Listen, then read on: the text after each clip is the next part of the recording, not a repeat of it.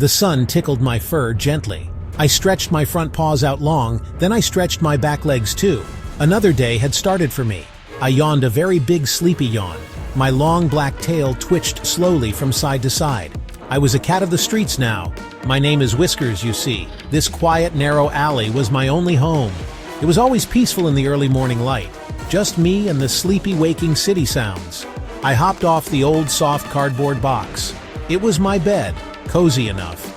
The cool ground felt nice under my paws. I sniffed the air with great care. Were there any new smells today? Was there any hidden danger nearby? Or maybe some tasty food? The big metal bins were over there by the wall. Sometimes the two legs left good scraps inside. I really hoped today was a good food day. My tummy felt a little empty this morning. Monsters rumbled softly in the far distance. They were still waking up too, it seemed. A little bird chirped on a high wire. It was much too high for me to catch. I watched it for a moment, my tail twitching. My ears swiveled, listening to every tiny sound. The city was a very busy, noisy place, but I knew all its secret paths and hiding spots. Or at least, I thought I knew most of them. I had to be clever to survive. Sometimes, though, the street felt very big and very empty. I saw other cats sometimes, of course, but they were often scared of me. Or sometimes they were mean and chased me away. I wished so much for a real friend, a true friend to share quiet moments with, someone to chase foolish mice with through the shadows, someone to nap beside in a warm sunbeam. Today felt just like any other lonely day, but I was wrong. I padded softly down the hard pavement. The bright sun was higher in the sky now. It warmed my sleek black fur nicely. I sniffed carefully near the back of a bakery. Sometimes warm, delicious breadcrumbs fell there, but today there was nothing for me. Then, a new scent suddenly hit my nose. It was a faint smell, carried on the breeze. But it was cat. A different kind of cat smell, not one I knew from around here. My whiskers twitched with curiosity. My ears perked up high. I followed the interesting scent with caution. It grew stronger with every step I took. It was a surprisingly sweet smell, a good smell, not like the usual dusty stray cats I met. This particular smell was strangely familiar, like a half-forgotten dream I almost remembered.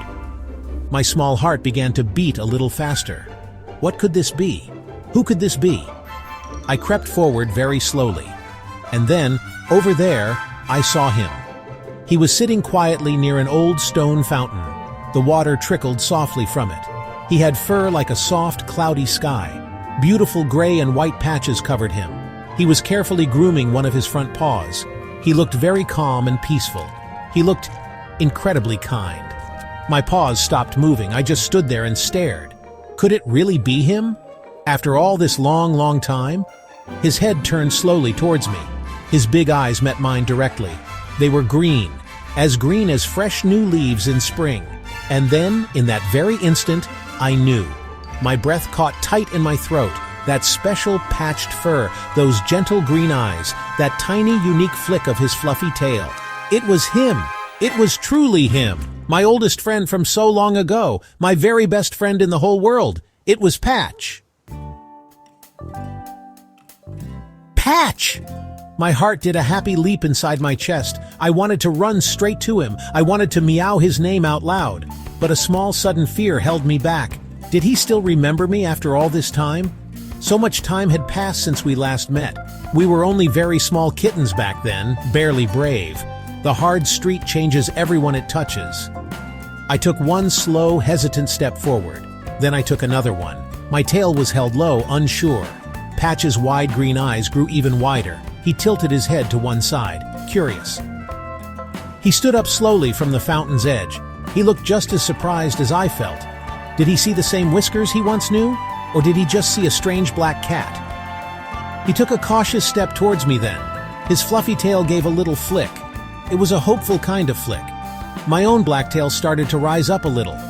We finally met in the middle space, between the warm bakery and the cool fountain. I could smell him so clearly now.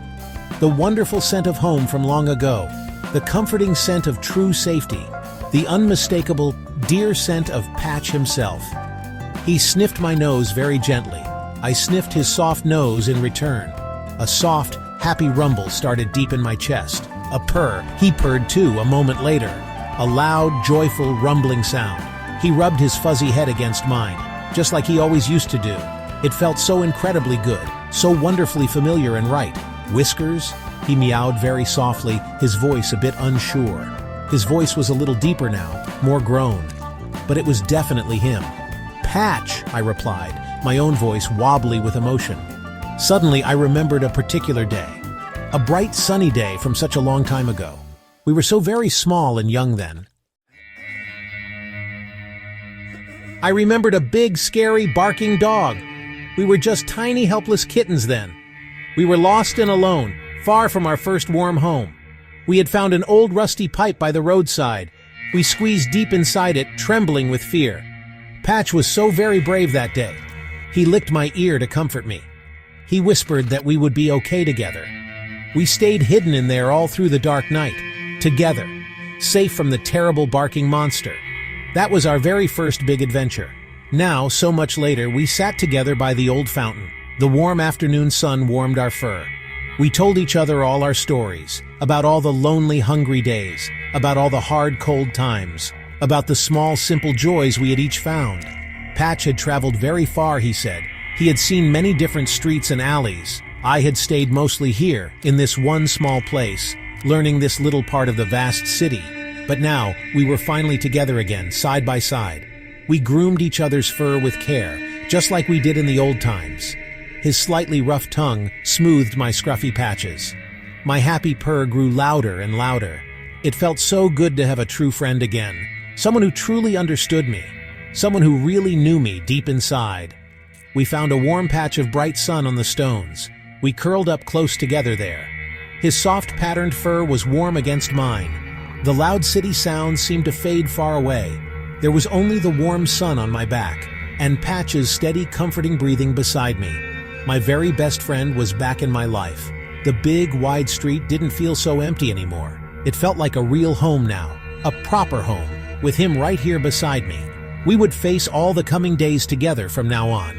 Two happy cats, besties once more on the streets, and my heart was completely full of joy.